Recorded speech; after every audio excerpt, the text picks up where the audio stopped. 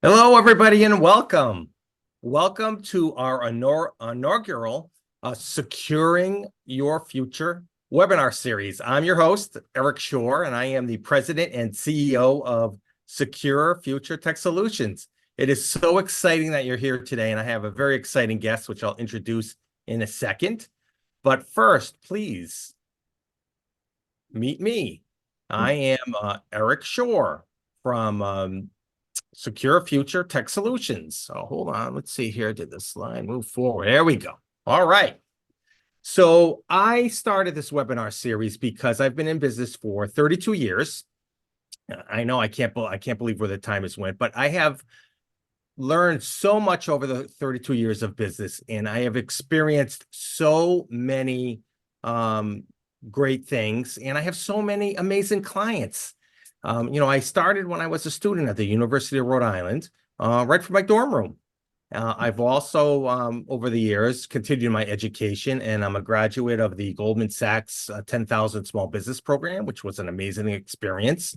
And I have education from Microsoft, and I'm also a member of Rhode Island's cybersecurity task force because our commitment to protecting you, our clients, is very important. So we're here today, and I want to introduce to you our first guest. And needless to say, I want to say one of my favorite clients to work with, and we have a 20-year history together. So please meet Jeff Spratt.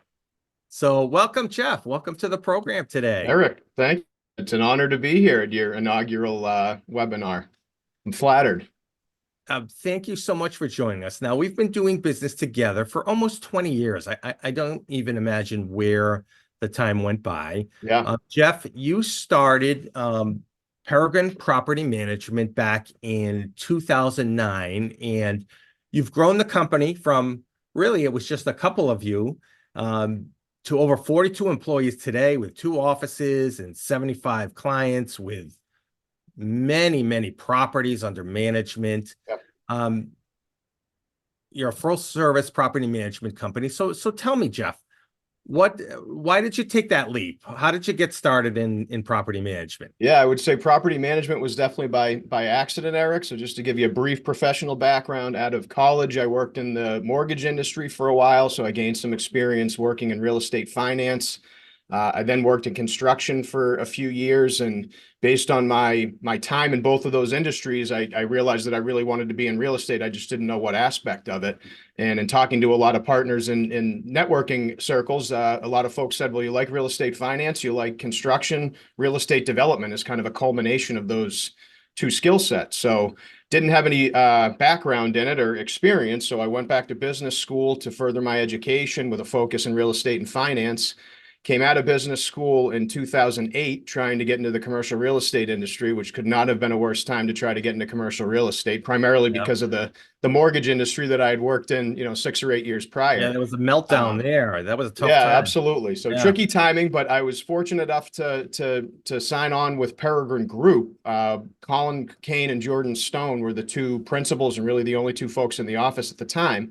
And they're a real estate development advisory services company. And they had been working with Secure Future for probably 6, 7 years when I started with them in 2008. So kind of gives you the timeline of how long you've been working with both companies, right? So we have Peregrine Group, the development company, Peregrine Property Management, which is property management, obviously. So I was working with Jordan and Colin just as sort of the low man on the totem pole, an admin, or excuse me, an analyst for them. And they were getting frustrated because they would finish these developments and then they would rely on third-party management companies to manage their assets, and they just weren't getting the level of service that they wanted. So again, being the low man on the totem pole, they turned to me and said, start a management company, let's figure it out. And then as these contracts come due, we'll just keep them in-house. So that was really the original intent. And then in January of 2010, my business partner, Brendan Kane, joined me. And that's really when we kicked things off. And he was really the mastermind behind, we have a skill set here. We have, sort of a history in it and experience in it. Why don't we offer it third party as well? So we'll reap the benefits of managing the properties the Peregrine Group finishes, but we also have, there's demand in the market.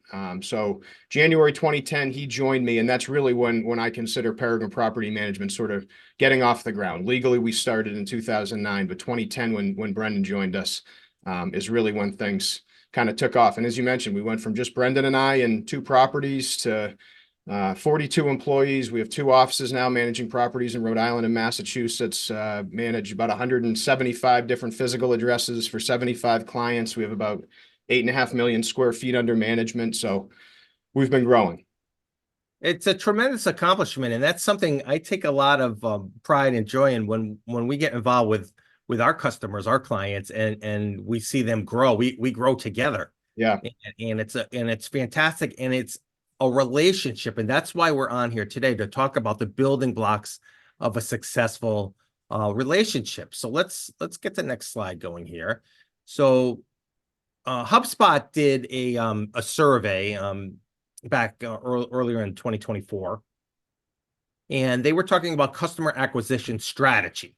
So what are you trying to, as a business, what are you trying to improve most? And the biggest thing on this survey, which was a big, 43% of businesses answered, was improving customer retention rate.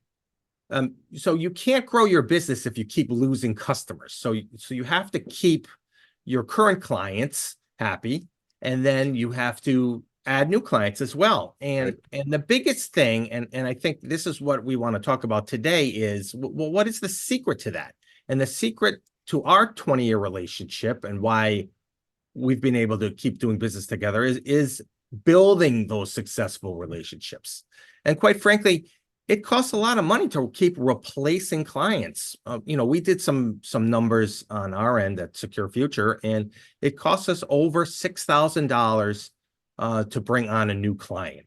And so that's something that, if you want to improve that customer acquisition strategy, it's really important to make sure that you have that solid foundation in place. So how do you feel about that, Jeff?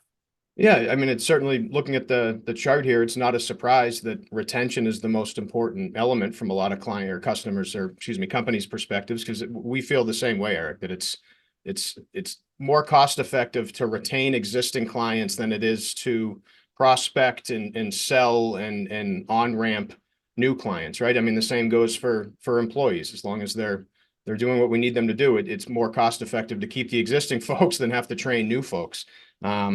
The way we do look at it the same way as you kind of started out talking about this slide, which is, we want to look at the net gain of new clients over the course of the year, right? If you get 6 new clients and you lose 4 clients, then you're not doing as well as you thought you were. So we want to get 5 every year, not lose any. So next year it's 10 new ones. The following year it's 15 new ones. That's really how we look at it. You have to look at both sides, what's coming in and what's going out. So retention is huge. And really the way we try to accomplish that is by graduating on from just being a vendor in the eyes of our client to truly being a partner in the relationship, right? Because I think once you have that trust to be labeled as a partner, then it allows you to add more value for your clients, because they're entrusting you to be involved in more aspects of how they're running their business. From our perspective, it's not just, all right, we rely on Peregrine to be involved in day-to-day operations, but they'll call us if they have questions about financing, and can you help us get in touch with the bank, or they're considering buying a new property or selling an existing property. We truly want them to look at us as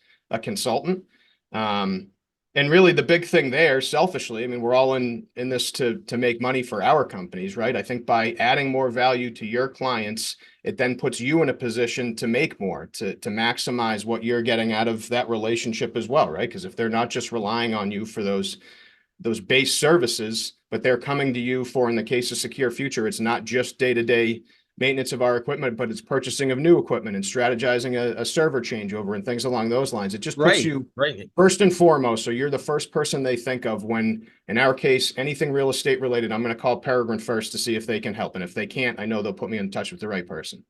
Yeah, I think that's the key. There's different kinds of business relationships. That's obviously the prospect relationship where you're trying to turn somebody in to a client. So you have your client relationship. And then also, as you mentioned earlier, the vendor relationship. And I really don't care for the title vendor, because I think that, many of our businesses that are doing business together with our vendors, it's actually a partnership. And as you mentioned, Jeff, you become that essential partner and you provide guidance. For you, you're not just managing a property. Right. You're helping property owners move the ball forward and be successful. And that's exactly what we're doing at Secure Future Tech as well. It's not just about pieces and parts and bits and bytes. It's about using technology to grow your business and how do I get there? And when you have that trusted relationship, that partnership with people that you are doing business with, you can go very, very far with that. And then price that isn't as important. Obviously, no one wants to pay more than they need to, but price isn't the number one factor, right? It's all the other guidance that I'm getting from Jeff on how to manage my business. It's all the guidance I'm getting from Eric to secure our businesses from hackers. Yeah, I think for us, we depend on our vendor partners to provide the level of service that we do to our clients, because we can't be all things to all people. We know that. So if we're talking about repairs and maintenance needs in our industry, I have a team of technicians that I can send out to fix things, but they're not licensed electricians. They're not plumbers. We don't have snow plows. We don't have landscape equipment. So we're going to have to rely on partners, vendor partners, to provide those services, but they're really an extension of us when they're out at these properties, because we're the ones that are the point person for our clients, for the property owners or the condo association boards. So, you know, they may see a truck with Acme Landscaping on it, but Acme's there because Peregrine suggested they should be there. They were the recommendation of our company. So we really need to look at them as partners because they're an extension of us. And to your point, when you initially switched over to the slide, I'm sure you have these relationships as well. We know the difference between a true vendor, which is just, we call them from time to time and we don't necessarily have any sort of special relationship with them. And if they're in the case where all you need is the cheapest option, if they're the cheapest option, great, they'll get it. But we also know that there's services that we rely on or that we're suggesting or recommending to our clients that we're really only going to recommend one of our true partners because we know what we're going to get. We have that working relationship that we're in it together. So I do think, there's two different buckets. There are those vendors out there that when we need them, we call on them. And then there's the partners that are going to be our first call and they're going to be a part of the process, start to finish. So let's share some credibility builders, because I think that's a kind of key to success. So Jeff, what are, so we've been doing business together for many years. And by the way, we're also now doing business with you. I think it's kind of interesting because last year you took over the management of our building. We did. So now we call you when we have maintenance issues and other things. You call us for IT services. Yeah. So I think it's a very synergistic relationship and one that if you do have customers, I think also if you can use them as a vendor as well. Sure. And it makes a very strong and powerful relationship. But tell me, so what has been the key to success? Why has Peregrine stayed with Secure Future Tech for so long? Yeah, I would say it's definitely consistency in communication and the product that's delivered to us. And by that, I mean, when we're calling the office or emailing the office, we know who we're communicating with. When somebody's coming into our office because it requires on-site time, we know who we're dealing with. And by that, I don't necessarily mean that it's always the same name or the same face, but you and Lisa have done a great job really kind of imparting across the organization what the message is going to be and that each client is sort of unique and that they have a history. And because I never call your office and get the impression that the person on the other end of the phone has no idea who I am. Even if it's the first time I've spoken to that person, you just get the impression that it's, oh yeah, I've heard of Peregrine. How are you guys? What's happening? What can we do to help? So there's just consistency across sort of the organization. And that comes through in how people communicate with us when somebody's coming to the office again, even if it's for the first time. It's almost like they've practiced who's who and who do they need to talk to and who's had issues in the past. So I think that's incredibly important because there's a lot of, different services providers are doing something that somebody else doesn't really have any expertise in, but you guys in particular, IT to me is, well above my pay grade, that's for sure. So there's a lot of things that you just feel lost with if you don't have a trusted partner to call and say, this is what I'm dealing with. And I really need the support to get through this. And then, we make you guys a part of the process. This is not just that we're at the point of implementation and that's when we call the office or email the office to say, here's what we need you to do. If it warrants it, we're going to get you guys involved really from the beginning to say, this is what we're thinking about doing. You're going to be a part of it in the end, as far as implementation is concerned. So what should we be doing? What should we be considering? Right. And that can be something as simple as, new employee on ramping. You guys are as big a part of that as anybody in our office. If people are leaving for whatever reason, you guys are a big part of that. And then there's everything from small new laptop purchases to, we need a new server, and what's that going to look like? You guys have been involved in virtually every install or upgrade we've done to our office as well. So it's just, you're a part of the process, really, is the biggest thing that makes you indispensable, really, right? It's hard to peel yourself away from those types of relationships. Yeah, and that's the goal with all of our clients. We want to build that solid relationship. So let's talk about expectations a little bit, and how important is it when setting expectations with your clients? That's a hard part, right? I mean, you guys go through the same thing. One of the things, and this is kind of going back to a previous slide where we talked about retention. We know what we're going to get with our existing clients, what the expectations are, the high maintenance versus the low maintenance, really what their needs are. Setting expectations with prospective clients can be hard because they either don't know what they don't know, or they think that they need less. So you're always kind of walking that fine line of, the fact-finding conversations, and here's what we heard you say, and here's what we think you need, and here's how we would deliver that service. But then it doesn't end once the contract is signed and day one of the agreement or the relationship starts. You need to continue, especially through the first 30, 60, 90 days, to monitor that. And if something that you're being asked to do or not being asked to do is either in or out of the scope, you need to address that, right? Address it early on and often to make sure that they understand, well, we committed X to you and you're asking us for X plus 10 additional things. We're happy to do it, but that, it may either change the pricing, or we just kind of need to adjust, how we're approaching this. So I think setting expectations to the best of your ability is incredibly important, because we all know that those first couple months of a new relationship are you're both getting to know each other, right? And that's the time when somebody's going to have less patience for something not going the way they thought it was going to go at the beginning. So you really need to explain to them both what's the initial on-ramp going to look like. It's not always easy. And then once we get through that and we're both comfortable with each other, what can both sides expect?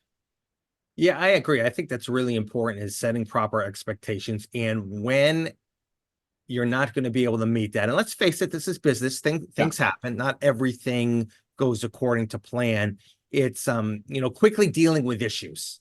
I think the human nature is we want to avoid uncomfortable situations. We're all human. No one likes to be the bearer of bad news. But I think, and I have found that throughout 32 years of doing business, if there is a situation that's going on and the expectation is not going to be met, to quickly address it and then set a new expectation and to share an action plan.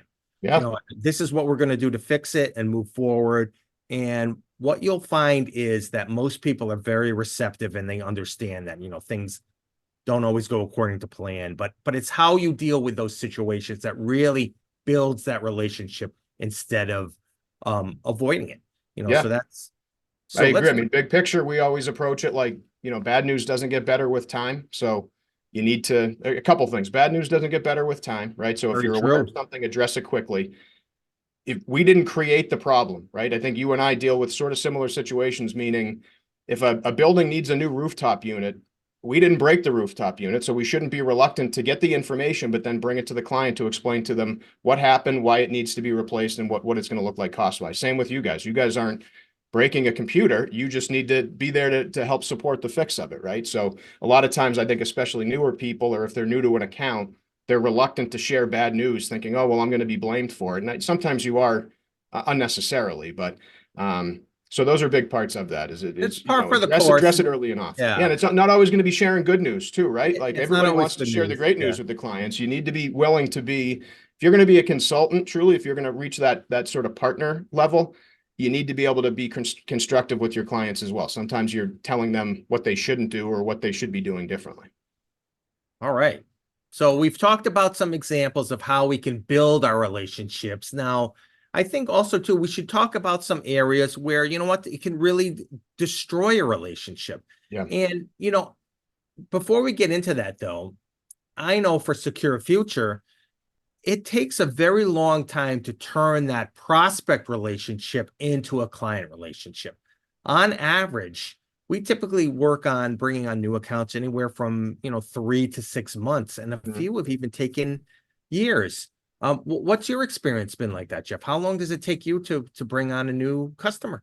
Yeah, I would say I honestly don't know off the top of my head what the true average is, Eric, but you're absolutely right. We have clients that range everywhere from true shotgun start for whatever reason. I mean, we've literally received phone calls from a bank closing table where a client says, I'm closing on a loan. The bank just informed me that I need professional management or they won't let me take the keys to the building. So literally we start that afternoon to we've been talking to these folks for 3 years and finally the right set of circumstances happens and we're put in then. But for the most part, I would agree that we're probably around that 3 to 6 month range as well. Even though people may give you that initial phone call and they're hot to trot, once it comes down to sort of brass tacks, we know it always takes time. That's when sort of the cold feet and the buyer's remorse comes in. And so it's a process. And that, again, referring back to it, that's why retention is so important, because it's not easy or cheap to find new business. No, it is not. However, you can crush your credibility and lose a customer in a second. And I'll share a story with you, a very hard-earned lesson, by the way. But many years ago, we were dealing with a client, and he fired us. He was parting ways. And so I actually got a meeting with him to do an exit interview to find out, what happened, because quite frankly, I wanted to improve the situation. And so one of the big factors when I sat down with this individual, he said to me, Eric, every time I call your office, no one on the phone knows who I am. I always have to repeat myself. It's very frustrating, and we want to go in a different direction. That was crushing. He didn't say our ability to fix his problem was the issue. He didn't say that we weren't doing follow-up. He said that every time he called, no one knew who he was. And he found that to be incredibly frustrating. And he spent a lot of money with us every year. And unfortunately, we didn't have our phones dialed in. And it was the way that we handled the phones that caused the issue. Now, the learning lesson was here that, Lisa and I put a huge emphasis on training our team, answering the phone properly. We built out scripts. We made an emphasis on using the client's name. Everyone's favorite word is their name. Everyone loves their name, Jeff. So that's something that was a hard lesson learned, but we're a better company for it now. So Yeah, Jeff, and I do you would say have any success, thought? Eric, because I Yeah. made the comment before that's Yeah. the way I feel every time I reach out to your office. So the changes you guys made worked and have been maintained. So well done on that. So do you have any examples throughout the years that something didn't go right? Maybe you lost an account Yeah, I over would say that the one biggest time? things for us, I check in with all of our clients on a quarterly basis, just big picture to make sure that they're getting what they need. I'm not involved in the day-to-day operations at the properties, and I admit that at the very beginning of the call, but just kind of want to make sure that they're getting what they need from a service perspective from Peregrine. And what I would say is the most consistent critical feedback that we get is either a result of lack of follow-up or lack of follow-through, right? So somebody calls with a specific question, or they have sort of a bigger process or project that they want us to work on, and they just don't feel like they're getting any updates. That's always a concern. And then the other thing is lack of preparation for whether it be routine meetings or a scheduled phone call or something along those lines. Those are the two biggest things that frustrate people the most. And when I know fortunately, we haven't had many instances where we've truly been fired by clients.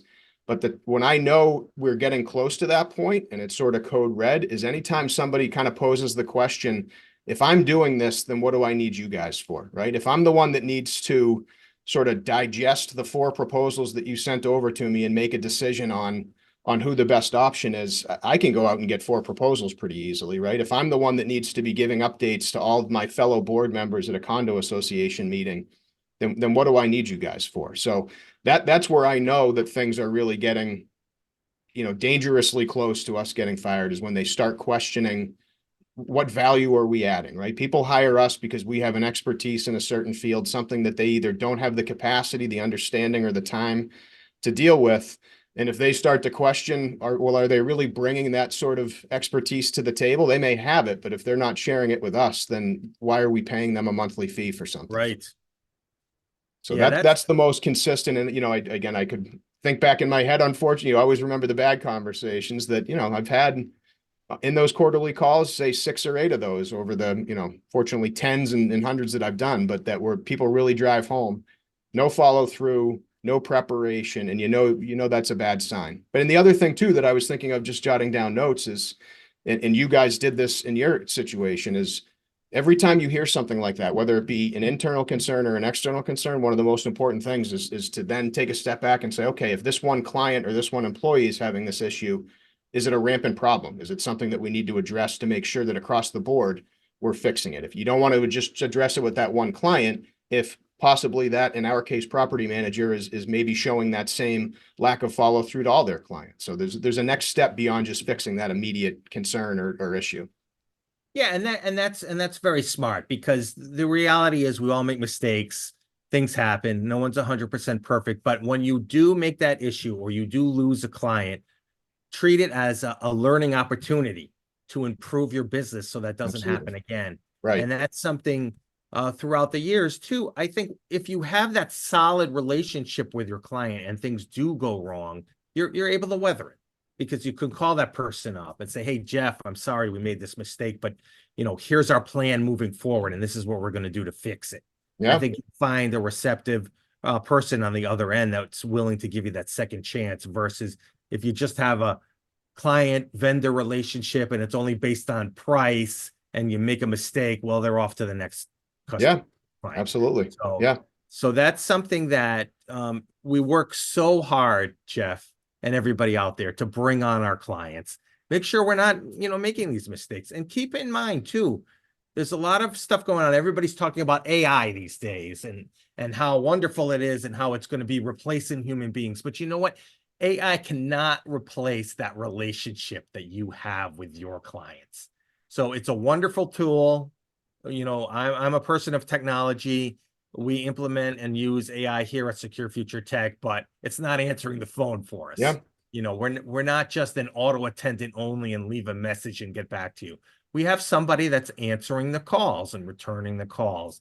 And so that's something to keep in mind. If you want to stand out from your competition, take these steps, make sure that you're following up and you're showing empathy and that you're reacting quickly, and it'll pay off. It'll absolutely pay off.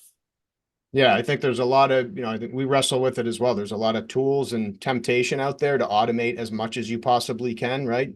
Direct everybody to the website to submit work orders or pay their rent, or get sort of frequently asked questions. And it's nice if that's easy for them and that's what the end user wants. I mean, in our case, we deal with hundreds of residential tenants, and they range in age from 21 to 81, right? So there's a differing level of comfort with technology. So I think it's important to kind of balance. Yes, we want to utilize these newer tools because it does make, things a lot easier on some people's end, but we also want to still provide the personal touch, whether it be you can still get somebody on the phone. You can always stop into our office and chat if you want to. So it's important to balance that, because not everybody, you can't force everything through technology. I agree. You have to give people what they want, and there's a good balance, there. This was fantastic, Jeff. Thank you so much for joining us today. It was fun, Eric. Thank you for inviting me. I'm honored. Yeah, this is our first session, so there'll be many more coming up. I'll be inviting other business leaders here to our podcast, Securing Your Future. Now, if you'd like to connect with me, here's my QR code, or you can give us a call or go to our website, securefuturetech.com. And then, Jeff, how do we get a hold of you if anybody's out there needs an amazing property management company? Yeah, so I'm a bit more old-fashioned, Eric. Haven't gotten with the times of social media. So if anybody's interested, please don't hesitate to send me an email. My mobile number's on there. Please feel free to contact me directly, or a little bit of social media I am involved in is LinkedIn. So feel free to reach out that way as well.